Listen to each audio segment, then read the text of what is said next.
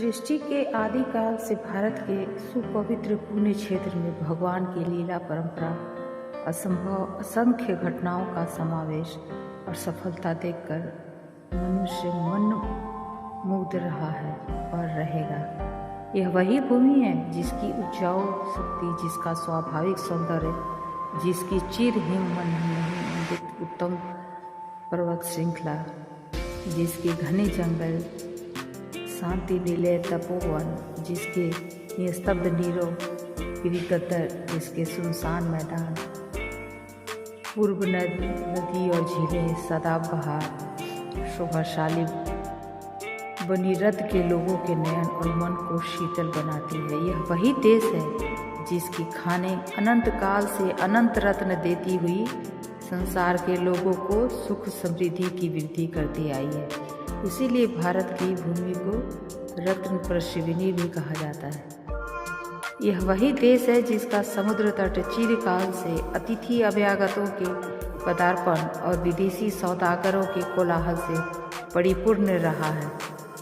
इसी शोभा सौंदर्य निलय रत्नपूर्ण भारत में 6 ऋतुओं का विकास है, अन्यत्र कहीं नहीं। इसी से यहाँ लोगों को विशेष प्रीति और सुख प्राप्त होता है, किंतु केवल प्राकृतिक शोभा और सौंदर्य की दृष्टि से ही नहीं। इस श्यामला सुजला सुफला पृथ्वी का इतना आदर नहीं है। जंगली फूल के समान वह शोभा निराले में ही छिपी रहती। इस सुख सौंदर्यपूर्ण चीर शोभामयी भूमि को इतनी प्रसिद्धि और प्रशंसा का प्रधान कारण इसके अनेक वीर बालक हैं, जिन्होंने इस भारत माता की गोद में जन्म लेकर पुण्यकृतों से निज नाम को अमर बना दिया है। और ऐसा ही एक नाम है ईश्वर चंद्र विद्यासागर।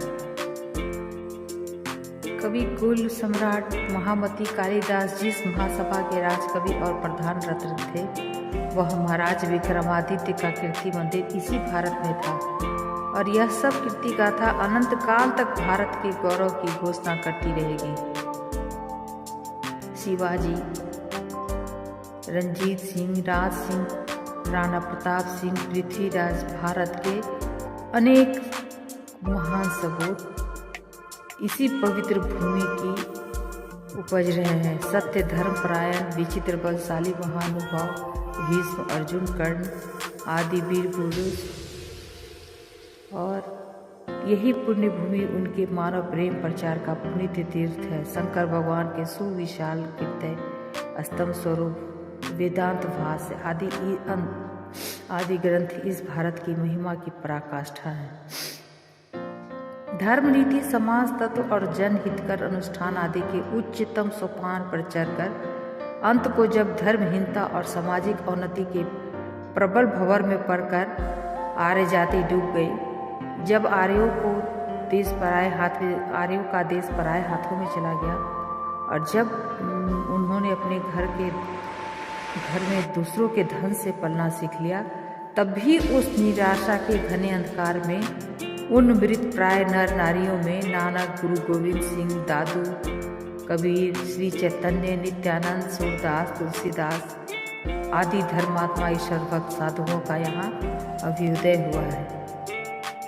इसके उपरांत मृत्यु के कराल मुख में पड़े हुए विस्मृति के अथाह पानी में भग्नप्राय भारत के अंधकारपूर्ण पश्चिम प्रांत में स्वामी रामतीर्थ, स्वामी दयानंद, और पूर्व प्रांत में परमहंस रामकृष्ण, स्वामी विवेकानंद, राजा राममोहन राय आदि का अभ्युदय भी विधाता के विधान की विचित्रता का एक मनोहर दृश्य है। जब इन लोगों को भारी पुकार से भारत संतानों की गहरी नींद खुली, बहुत दिनों की चुप्पी का अंत हुआ, उन लोगों के जड़ प्राय हाथ पैरों में चेतना का संचार हुआ, बहुत दिनों के घने अंधकार के अंत में जब नव्य भारत के भावी शुभ दिन के प्रथम उषा काल की झलक दिखाई दी, भारत के पूर्व प्रांत में जब मेघमाला के घने आवरण को भेद कर सुप्रभात का आगमन हुआ, तब मनुष्य लोक में ऋषिगण ने और स्वर्ग में देवता ने जय जयकार के साथ भारत संतानों को आशीर्वाद दिए। जब आशा के प्रथम प्रकाश में बंग जननी मुखमंडल विषादपूर्ण दिखाई पड़ रहा था, जिस समय अज्ञानता, आलस्य, जड़ता, संकीर्णता आदि घुंड लगकर बंग समाज की जीवन शक्ति की छीन कर रहे थे और जिन दिनों भागीरथी के दोनों किनारों पर जलती हुई चिता में जीती हुई औरतें भस्म हो जाती थीं, उन असहाय हिंदू विधवाओं के अंतर्नाद से आकाश गूंज उठता था। जड़ और जीव दोनों ही मिलकर इस काम में लगे हुए थे, जिस समय कोमल कली ऐसे असहाय बच्चे समुद्र को अर्पण कर दिए जाते थे और उनके शोक संतप्त माँ बाप सुना हृदय लिए सुने घर से लौट आकर आंधी में गिरे हुए पेड़ की तरह धराशायी होकर हाहाकार से आकाश मंडल को बुझा देते थे। जब सुशिक्षा और सुशासन के अभाव से अमीर गरीबों का गला दबाते थे,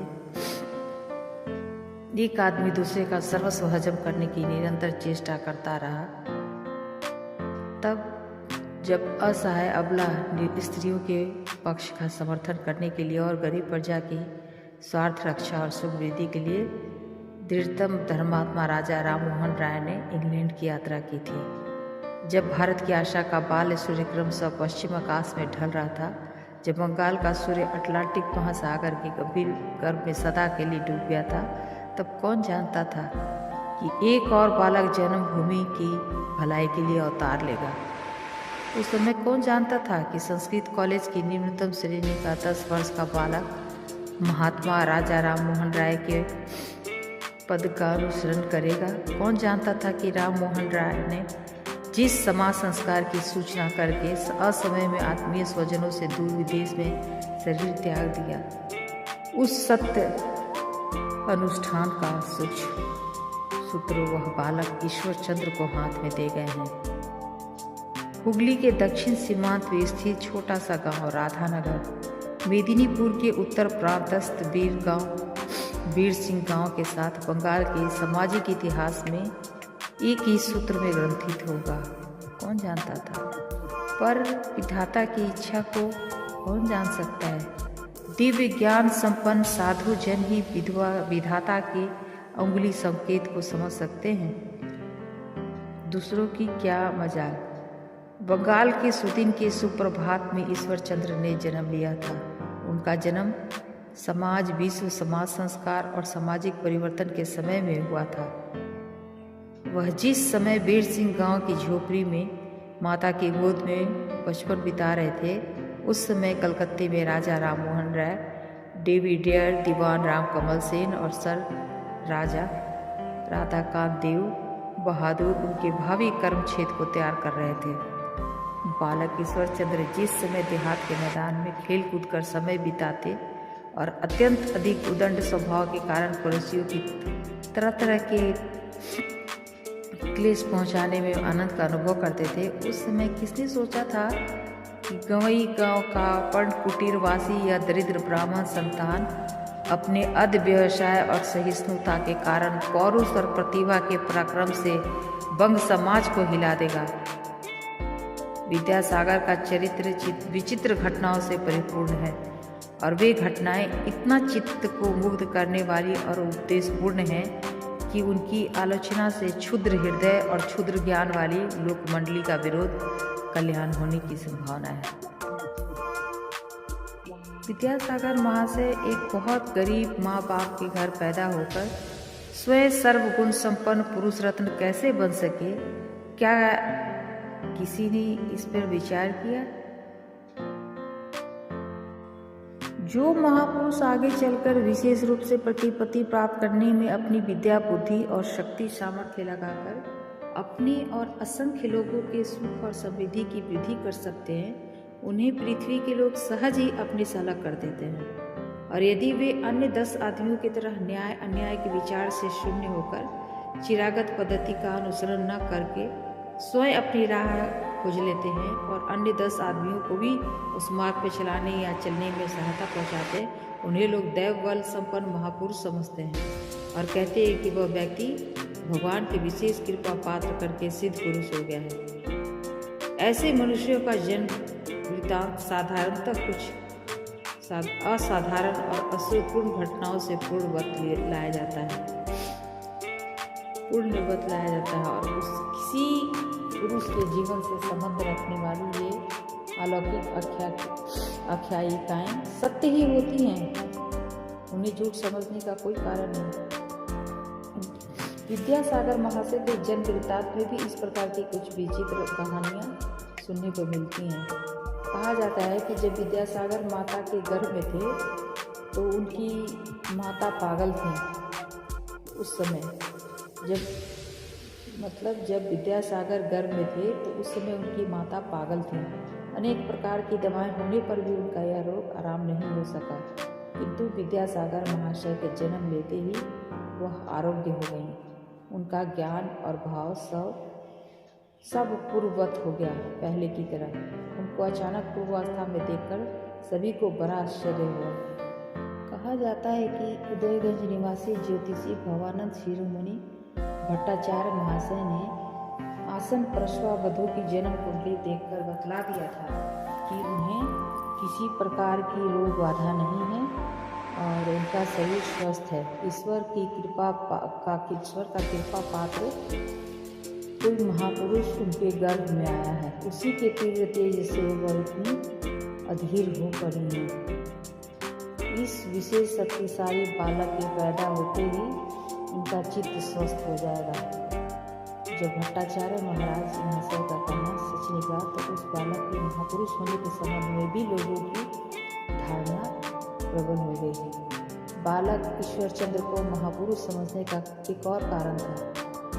ईश्वर चंद्र के बाबा धर्मपरायण योगी थे। उनका नाम था राम जय तर्कभूषण। उन्होंने तीर्थ यात्रा करने के समय एक दिन स्वप्न में देखा कि उनके वंश में एक शक्तिशाली अद्भुत कर्मा महापुरुष जन्म लेगा। वह बालक आगे चलकर अपने वंश की प्रतिष्ठा बढ़ाएगा, उसके कामों से देश को गौरव प्राप्त होगा, वह दया का साक्षात अवतार होगा। स्वप्न में उनको यह भी आज्ञा मिली कि तुम अपने देश को लौट जाओ, अपने परिवार की खबर लो और उक्त बालक के जन्म की प्रतीक्षा करो। स्वप्न के अनुसार राम जय तर्कभूषण देश को लौट आए और स्वप्न की सफलता की अपेक्षा करने लगे। इस जगह पर और भी एक बात है कि शिशु के जमीन पर आते ही सिद्ध पुरुष तर्कभूषण जी ने उसकी जीभ के नीचे महावत से कुछ लिखकर कहा था कि यह बालक सयाना होने पर सबको परास्त करेगा, यह अपनी प्रतिज्ञा के पराक्रम से हलचल डाल देगा। इसकी दशा देखकर सब लोग मुग्ध होंगे।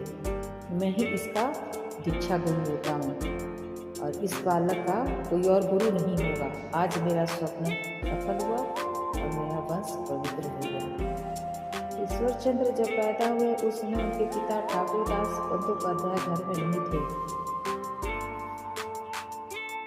निकट के एक स्थान में मंगल और शनिवार को हफ्ते में 2 बार बाजार करने जाते थे।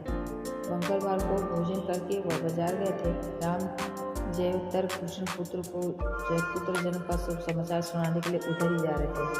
रास्ते में ही पिता और पुत्र से भेंट हो गई। तर्कभूषण जी ने पुत्र से कहा, एक बछड़ा पैदा हुआ है। इसी समय घर में एक गऊ भी आने वाली थी, बच्चा देने वाली थी। ईश्वर चंद्र के पिता घर आते ही सबसे पहले बछड़ा देखने के लिए गऊ की ओर गए। तब उनके पिता ने हंस से कहा, उधर नहीं, इधर आओ, मैं तुम्हें बछड़ा दिखाऊं। यह कहकर वह पुत्र को सौर के पास ले गए और बोले, मैंने इस बालक को बछड़ा इसलिए कहा, यह बछड़े की ही तरह मनमौजी होगा, जो चाहेगा उसे करके ही छोड़ेगा, किसी से भी नहीं डरेगा। यह बालक क्षण जन्मा महापुरुषों की श्रेणी में होगा, इसका कोई प्रतिद्वंदी न होगा, यह परम दयालु होगा, इसकी कीर्ति चारों ओर फैल जाएगी, इसके जन्म से मेरे वंश की प्रतिष्ठा बढ़ेगी। इसी से इसका नाम रखा है ईश्वर चंद्र। विद्यासागर महाशय का यही एक नाम रखा गया, दूसरे नाम से वे नहीं पुकारे गए। विद्यासागर महाशय की जन्मभूमि है वीरसिंह गांव। वीरसिंह गांव के वन उपवन, उनके खेत, जलाशय, अन्यान्य समान से भी सामान्य प्राकृतिक शोभा आदि के साथ ईश्वर चंद्र के बाल्यकाल की पवित्र स्थिति का संबंध है।